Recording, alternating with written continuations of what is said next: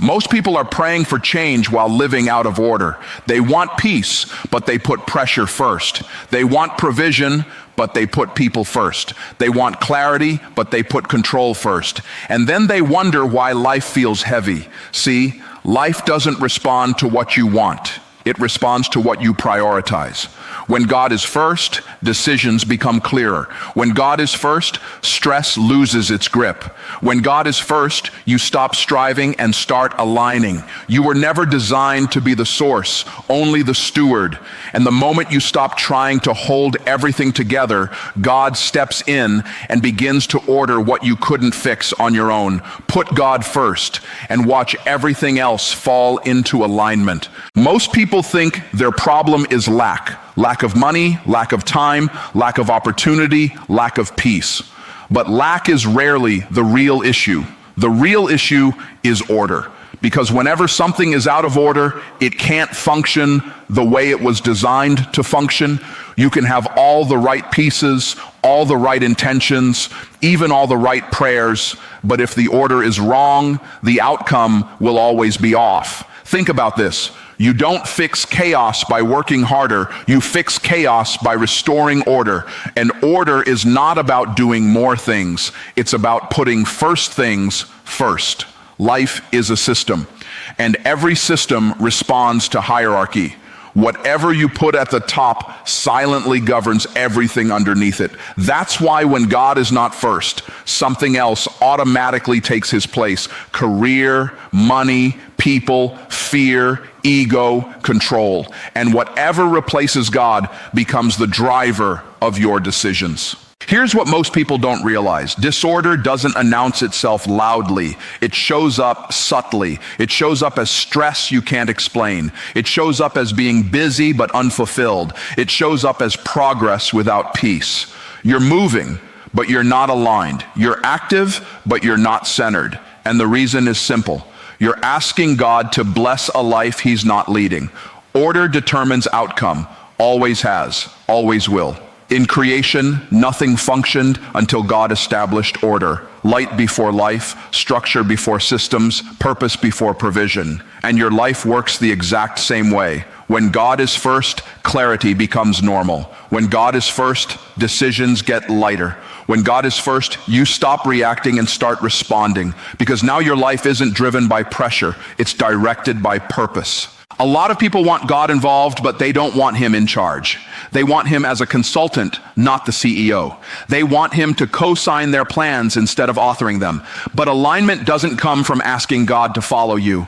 Alignment comes from choosing to follow him. And the moment you do that, everything else starts finding its place without you forcing it. See, disorder is expensive.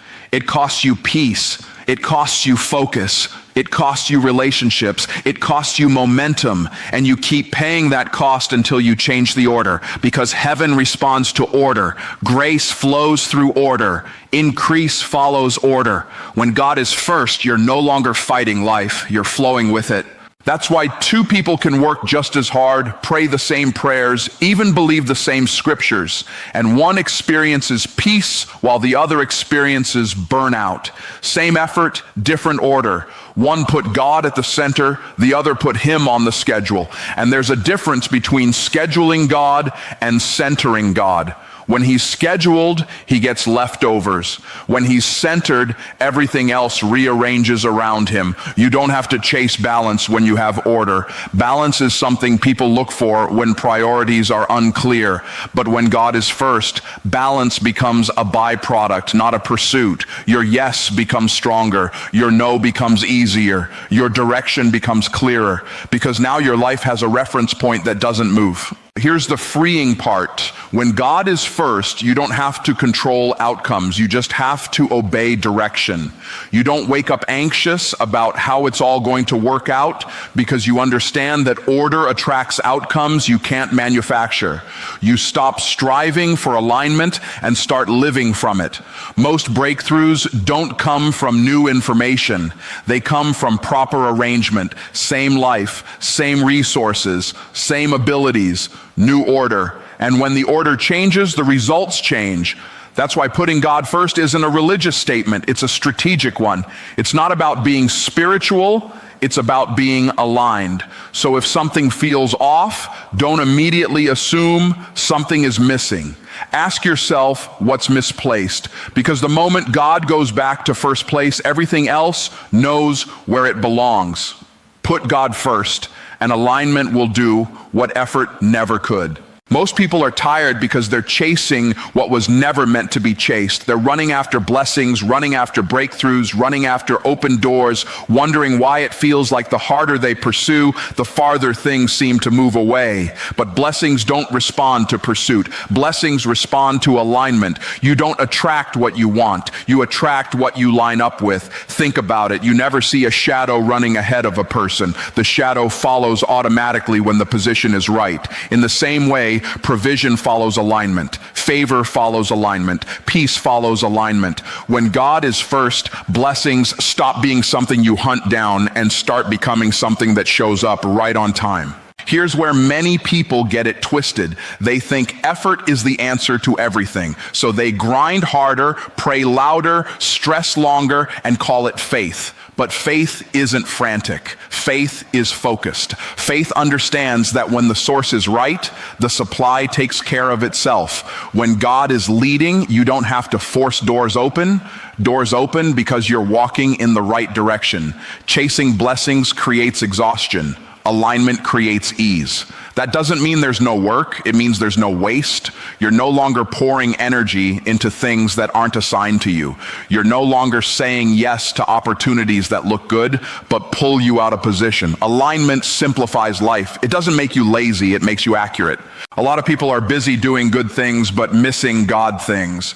And good things can still distract you from the right thing. Just because something pays doesn't mean it's positioned. Just because something is popular doesn't mean it's purposeful. Just because something is urgent doesn't mean it's important. Alignment requires discernment, and discernment comes when God is first, not when he's convenient. Here's the truth most people don't want to hear. You can't skip alignment and expect acceleration. Speed without direction only gets you lost faster. And that's why some people see quick results but long-term frustration. They moved fast, but they moved wrong.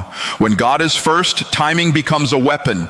You learn when to move and when to wait, and waiting in alignment is never wasted time. Blessings know your address when you're aligned. You don't have to announce yourself. You don't have to prove yourself. You don't have to compete with others. Comparison fades when alignment is clear. You stop worrying about who's ahead of you because you realize you're not in a race. You're on an assignment. And assignments don't require competition. They require obedience. Alignment also protects you from counterfeit blessings. Some opportunities look like favor, but come with hidden costs. Your peace, your family, your integrity, your health. When God is first, you recognize the difference between an open door and a trap. Not every door that opens is sent. Some doors open to test whether you value alignment more than applause. And here's the beauty of it. When you're aligned, even opposition works for you. Detours don't derail you. Delays don't discourage you. Because you understand that alignment doesn't mean everything goes smoothly. It means everything is working together. You stop panicking when things slow down because you trust the process more than the pressure. The world teaches you to chase success. But chasing success makes you reactive. Alignment makes you responsive. One keeps you running, the other keeps you rooted. And when you're rooted, you grow without striving. Fruit shows up naturally when the root system is healthy. Nobody has to shake a tree to get fruit. It appears when the tree is planted in the right place. So if you've been exhausted, frustrated, or confused, don't ask for more strength. Ask for better alignment. Because when God leads, blessings follow. And when you stop chasing what God already promised to provide, you finally experience the peace of knowing you're exactly where you're supposed to be. Align with God first and let the blessings catch up. Everything in life responds to honor. Not noise, not hustle, not self-promotion, honor. What you respect determines what responds to you. And most people don't realize they're not stuck because they lack talent or opportunity. They're stuck because they're out of alignment with honor. Honor isn't about words, it's about placement. Whatever you place highest in your life is what you truly honor, regardless of what you say. When you put God first, you're not just acknowledging his importance, you're establishing the order of honor. And honor has a way of circling back. What you honor, honors you back. That's why some people experience favor they didn't fight for, doors open they didn't knock on, help shows up they didn't advertise for. It's not luck, it's honor responding to alignment. A lot of people say they honor God, but their decisions tell a different story. They honor deadlines more than direction. They honor opinions more than obedience. They honor money more than mission. And then they wonder why peace feels distant. Honor isn't proven in church. It's proven in choices. It's proven in what you say yes to when nobody's watching. It's proven in what you refuse to compromise, even when it costs you something.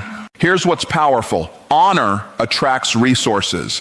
People are drawn to those who live with reverence. Opportunities follow those who respect order. Even in the natural, we see it. Employees who honor leadership rise faster. Students who honor learning grow quicker.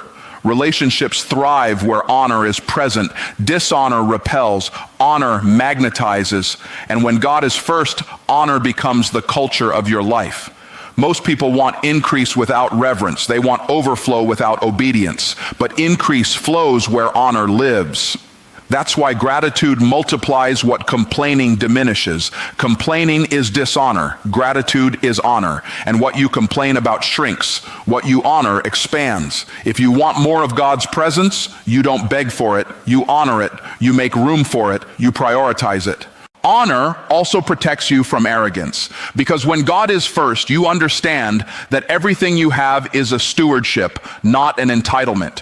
Your gifts aren't yours, they're entrusted. Your success isn't self-made, it's God-enabled. And that mindset keeps you grounded even when things are going well. Pride disconnects. Honor keeps the channel open. Here's another layer people miss. Honor is proactive, not reactive. You don't honor God after he blesses you. You honor him before. Honor isn't a response to provision. It's a posture that invites it.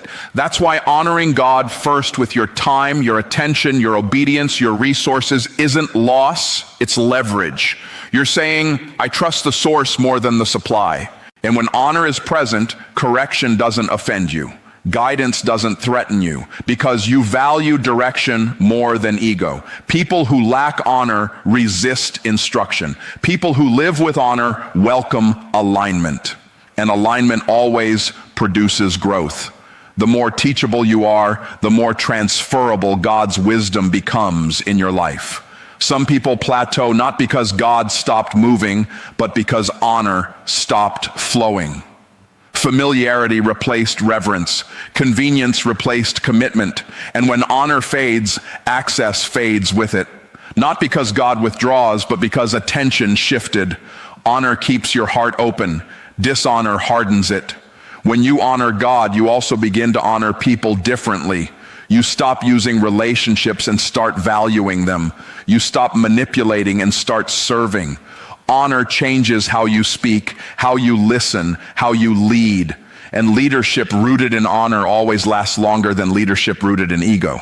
Here's the freeing truth. You don't have to demand respect when you live in honor. Respect shows up naturally, influence increases quietly, and favor follows without announcement. Because heaven responds to honor the same way gravity responds to weight. It's automatic. So if you're believing for increase, don't just ask for more. Check your honor. Not what you say you value, but what you actually prioritize. Because the moment God is honored first, life begins to honor you in ways you could never force. Honor God first and watch honor return to you multiplied. Most stress isn't coming from your schedule. It's coming from your position. It's the weight of trying to manage what you were never designed to carry. Stress shows up when self is at the center, when you're the planner, the protector, the provider, the problem solver, and the pressure holder all at once. Anxiety becomes inevitable. Not because you're weak, but because you're overloaded. See, stress is a signal. It's life telling you that responsibility has slipped into a role that belongs to God. You were created to steward, not to source. And the moment you start acting like the source, you start feeling the strain that only a source can handle.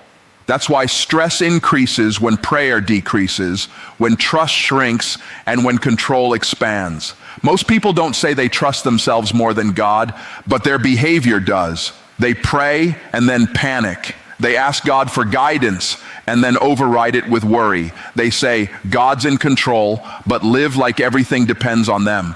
And that internal contradiction creates tension. You can't have peace while trying to play God in your own life. Self-centered living doesn't mean selfish living. It means self-managed living. It's when every outcome feels personal, every delay feels threatening, every obstacle feels overwhelming, because now it's on you, and anything that's on you will eventually wear you down. That's why stress isn't just emotional, it's spiritual. It's the symptom of misplaced leadership. When God is first, stress loses its authority, not because problems disappear, but because responsibility is reassigned. You still show up, you still work, you still plan, but you stop carrying outcomes. You stop rehearsing worst-case scenarios. You stop living in the future instead of trusting the present. Because now you understand that obedience is your assignment, results are God's responsibility. Here's the truth. Control feels safe until it exhausts you. Worry feels productive until it drains you. Anxiety feels responsible until it steals your sleep. And the reason stress is so addictive is because it gives the illusion of control. But control is counterfeit peace. It looks strong but leaves you empty. God never asked you to figure everything out. He asked you to follow. And following is lighter than figuring. Trust is lighter than striving. Surrender is lighter than stress. But surrender requires humility. It requires admitting that you don't have the capacity to manage life on your own. And that's not weakness, that's wisdom. When God is first, you stop waking up with pressure on your chest. You stop carrying conversations that haven't happened yet. You stop fighting battles before they arrive, because you realize that peace doesn't come from certainty, it comes from trust. And trust grows when God is no longer an option, but the foundation. Stress also reveals priorities. What you stress over is what you value most. And sometimes God allows stress to expose misalignment, not to punish you, but to redirect you, to show you where you've taken on too much, worried too long, or tried to control what needs to be surrendered. Here's the shift. When God is first, you don't react, you respond. You don't panic, you pray. You don't rush, you listen. And suddenly life slows down without losing momentum. You still move forward, but now you move with peace instead of pressure, with clarity instead of chaos. People who put God first don't live stress-free lives. They live stress-governed lives. Stress no longer leads. It no longer decides. It no longer dominates. It becomes a signal, not a state, a reminder to realign, not a place to live. And the beautiful part is this: when you release control, you don't lose power, you gain peace. You don't fall behind, you fall into rhythm. You don't become passive, you become positioned. Because now your life isn't driven by fear of failure, but guided by faith and direction. So if stress has been loud lately, don't just ask for relief, ask for realignment. Ask yourself who's been sitting at the center, because the moment God returns to first place, pressure lifts, clarity returns, and peace takes its rightful seat. Put God first and let peace do what control never could. A lot of people think that if God is leading, life should be easy. They assume alignment means absence of opposition, but that misunderstanding causes frustration. Because alignment doesn't eliminate resistance, it eliminates confusion. When God is first, you may still face challenges, but you'll never wonder why you're facing them. Ease is not the proof of direction, clarity is. And clarity is what most people are missing. They're tired not because life is hard, but because life is unclear. They don't know what to pursue, what to release, what to ignore, or what to endure. And when everything feels important, nothing feels peaceful. Alignment doesn't make life simple, it makes it specific. When God is first, difficulty becomes directional. Opposition stops feeling random, delays stop feeling personal. You understand that resistance is not a sign you're off track. It's often confirmation that you're moving forward, because anything of value attracts pressure. The difference is now the pressure doesn't scatter you, it strengthens you. Here's the powerful shift. When God is leading, confusion leaves. You don't second guess every decision. You don't replay every conversation. You don't wonder if you missed your moment. You move with intention, even when outcomes are uncertain, because direction doesn't require full visibility, just faithful obedience. A lot of people quit too early because they interpret difficulty as disapproval. But opposition is not rejection. It's refinement. It's resistance shaping resolve. And when God is first, you learn to read circumstances correctly. You stop asking, why is this happening to me? And start asking, what is this developing in me? Alignment gives you stamina. It keeps you moving when motivation fades. It anchors you when emotions fluctuate. Because now your commitment is rooted in calling, not convenience. You're not driven by feelings. You're driven by faith. And faith doesn't need everything to feel good. It needs everything to be aligned. When God is first, you don't panic in pressure, you pray in it, you don't abandon the process, you trust it, you don't demand quick outcomes, you value lasting ones, because direction matters more than speed, and speed without direction always leads to burnout. Think about this. A ship in a storm isn't saved by calm waters. It's saved by a steady compass. Alignment doesn't stop the storm. It keeps you on course through it. And when you know where you're headed, turbulence doesn't terrify you. It trains you. Confusion drains energy faster than difficulty ever could. Uncertainty exhausts the soul. But when God is first, your mind settles even when your situation hasn't changed yet. Because peace comes from knowing you're where you're supposed to be, doing what you're supposed to be doing, even if it's hard. Alignment also helps you endure seasons without visible progress. You learn to stay planted when results are slow. You learn to remain faithful when applause is absent, because you understand that direction is more valuable than recognition. Growth is happening even when it's not showing. Here's what changes everything. When God is first, obedience becomes success. Not outcomes, not numbers, not approval, obedience. And that frees you. You stop measuring your life by comparison. You stop letting other people's timelines rush you. You stop doubting yourself every time something doesn't work out the way you expected. You're no longer asking, is this easy? You're asking, is this aligned? And that question changes everything, because what's aligned will last, what's aligned will mature, what's aligned will produce fruit in its season. So don't be discouraged by difficulty. Don't be distracted by resistance. Don't be shaken by delays. If God is first, you are directed. And a directed life is a powerful life. God first doesn't mean everything is easy. It means everything is purposeful. Everything in your life is being organized around something. Whether you realize it or not, there is a center that quietly governs your decisions, your emotions, your priorities, and your pace. The center is the reference point. It's what you return to when things get confusing. It's what you protect when things get demanding. And whatever sits at the center ends up setting the direction. A lot of people think they're undecided, but they're not. They're just centered on the wrong thing. Some are centered on money, so every decision is filtered through profit. Some are centered on people, so every choice is filtered through approval. Some are centered on fear, so every step is filtered through safety. And then they wonder why life keeps pulling them in directions they never intended to go. The center is powerful because it doesn't need permission. It influences automatically. You don't have to think about it. It's already deciding. That's why willpower eventually fails. You can't consistently override what's central. If God isn't at the center, something else will be, and that something else will quietly shape your future. When God is at the center, direction becomes natural. You don't force discipline, you develop desire. You don't chase purpose, you live it. because now your life has a fixed point that doesn't shift with emotion, pressure, or circumstance. The center holds when everything else shakes. Here's what most people don't see. Your habits reveal your center. Your calendar reveals your center. Your stress reveals your center.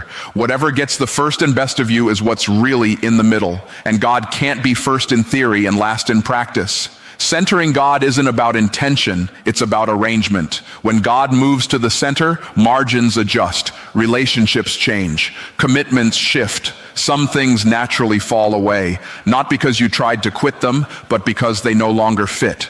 Alignment doesn't require force, it requires focus. You stop rearranging your life around chaos and start organizing it around truth.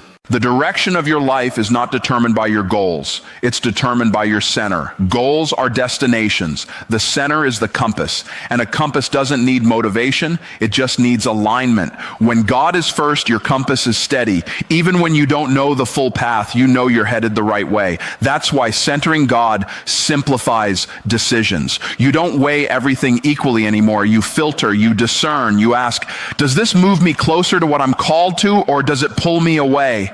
And clarity replaces confusion because you finally have a standard that doesn't change. Centering God also stabilizes your emotions. When He's not in the middle, emotions run the show. One good day lifts you too high, one bad day drops you too low. But when God is central, emotions become indicators, not dictators. You feel them, but they don't lead you. Here's the freedom in this. When God is at the center, you don't fear missing out. You trust that what's for you will meet you on the path of obedience. You stop chasing every opportunity and start choosing the right ones, because the center determines what you pursue and what you pass by. People who live centered lives don't move faster, they move truer. They're not everywhere, they're where they're supposed to be. And that kind of life produces peace, not because it's perfect, but because it's aligned. The reason so many people feel scattered is because their center keeps shifting. One season, it's success. The next, it's survival. The next, it's validation. And every shift changes direction. But God doesn't shift, He remains constant. And when He's the center, your life stops drifting. So if you want a different direction, don't start with behavior. Start with the center. Don't just add God to your life. Build your life around Him, because whatever you center will control the flow. Put God at the center and let direction take care of itself.